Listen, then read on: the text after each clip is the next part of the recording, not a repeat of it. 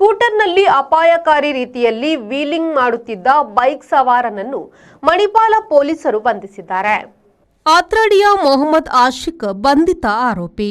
ಈತ ಸ್ಕೂಟರಿನ ಹಿಂಬದಿಯಲ್ಲಿ ಇನ್ನೊಬ್ಬ ವ್ಯಕ್ತಿಯನ್ನು ಕೂರಿಸಿಕೊಂಡು ಮಣಿಪಾಲ ರಾಷ್ಟ್ರೀಯ ಹೆದ್ದಾರಿ 169 ಮತ್ತು ಜಿಲ್ಲಾಧಿಕಾರಿ ಕಚೇರಿ ರಸ್ತೆಯಲ್ಲಿ ಮಾನವ ಜೀವಕ್ಕೆ ಅಪಾಯ ಉಂಟು ಮಾಡುವ ರೀತಿಯಲ್ಲಿ ವೀಲಿಂಗ್ ಮಾಡಿದ್ದು, ಈ ವಿಡಿಯೋವನ್ನು ಸಾಮಾಜಿಕ ಜಾಲತಾಣದಲ್ಲಿ ಪೋಸ್ಟ್ ಮಾಡಿದ್ದ.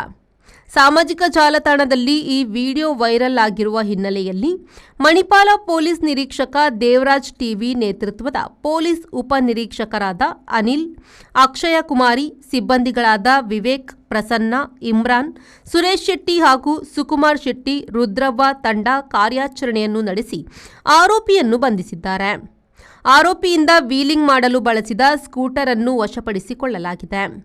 ಈ ಬಗ್ಗೆ ಮಣಿಪಾಲ ಪೊಲೀಸ್ ಠಾಣೆಯಲ್ಲಿ ಪ್ರಕರಣ ದಾಖಲಾಗಿದ್ದು, ಆರೋಪಿಯನ್ನು ಪೊಲೀಸರು ನ್ಯಾಯಾಂಗ ಬಂಧನಕ್ಕೆ ಒಪ್ಪಿಸಿದ್ದಾರೆ.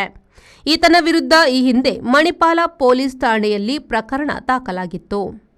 ಶ್ರೀಜಿತ್, ವಿ4 ನ್ಯೂಸ್, ಉಡುಪಿ.